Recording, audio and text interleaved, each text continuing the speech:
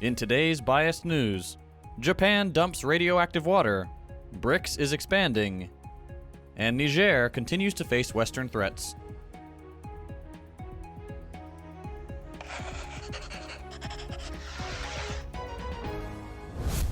Japan's plan to begin the release of radioactive water back into the sea following the Fukushima nuclear power plant disaster of 2011 has been put into motion. The move to dump a total of 1 million metric tons of radioactive water has been heavily criticized by neighboring countries, local fishing groups fearing damage to their reputations, and environmental groups. Despite these concerns, the International Atomic Energy Agency has given the go-ahead. The Prime Minister of Japan stated, quote, "I expect the water release to start on August 24th, weather conditions permitting." This statement came after an understanding had been reached with representatives of Japanese fishing groups. Despite the release being relatively slow and assurances that the water contains less than the WHO limit for radioactive components in drinking water, skepticism remains. A Chinese Foreign Ministry spokesperson called the move selfish, and that China will, quote, "take all necessary measures to protect the marine environment, food safety, and public health." Several import restrictions have been implemented, covering live, frozen, refrigerated, and dried seafood from Japan. Prior to water release, Japanese officials stated that they will remove most radioactive components aside from tritium, a hydrogen isotope that requires dilution to minimize its effect as filtration is difficult. Testing of the water and marine life in the area will continue following the release. While nuclear energy does hold considerable promise, especially as we continue to see exciting breakthroughs in fusion research, environmentally questionable actions like these only serve to further muddy the waters, as it were, concerning nuclear. African countries are urging China to shift its focus from merely constructing infrastructure in Africa to promoting local industrialization.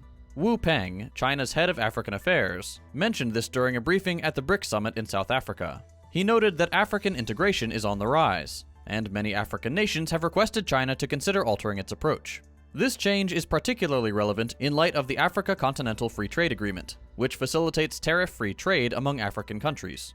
China intends to discuss its plans for fostering African industrialization during a special roundtable with African leaders at the BRICS summit. Germany is likely to miss its goal of cutting greenhouse gas emissions by 65% by 2030, casting doubt on its net zero target by 2045. Reports from government advisors and the Environment Agency suggest that existing measures won't be enough. The building and transport sectors are struggling to meet targets. Buildings could fall short by 35 million tons of CO2 by 2030, while transport might exceed emissions by 117 to 191 million tons. Even achieving climate neutrality by 2045 seems unlikely with current capitalist policies. The transport sector is a major challenge, and experts urge addressing individual vehicle transport. The nonprofit DUH has called for urgent climate action, considering legal measures for motorway speed limits and reducing harmful subsidies. The African Union has suspended Niger from its activities due to the recent military overthrow. ECOWAS is attempting to negotiate with the new government, but have stated they're prepared to deploy troops if they don't get their way. The ECOWAS mediator's recent visit to Niger showed progress, indicating hope for a peaceful resolution.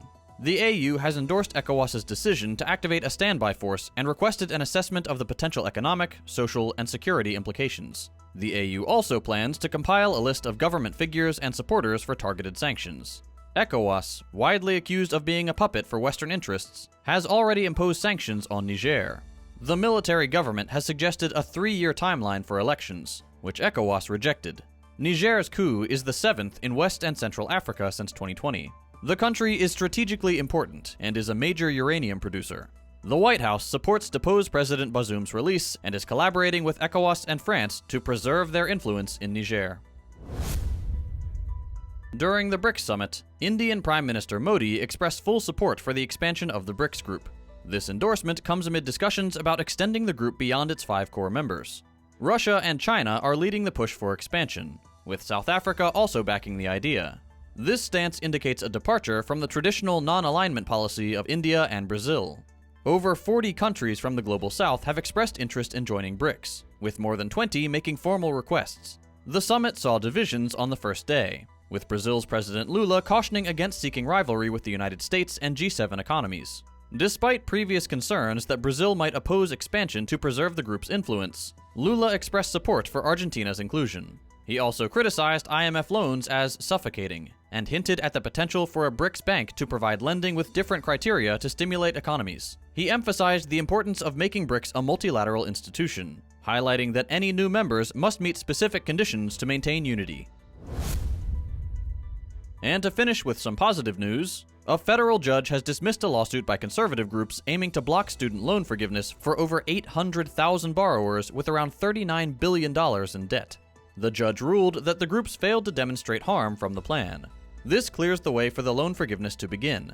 The plan addresses errors in tracking payments, and will benefit borrowers who have made payments for 20 to 25 years. President Biden affirmed his administration's commitment to the program, and stated that $116 billion has been approved for debt cancellation for 3.4 million Americans. While Biden has failed to live up to the majority of his campaign promises, any debt relief for the American people is very welcome. That's all for today. We'll be back day after tomorrow with more news. If you'd like to see longer episodes with more in-depth analysis, consider becoming a patron so we can grow and expand.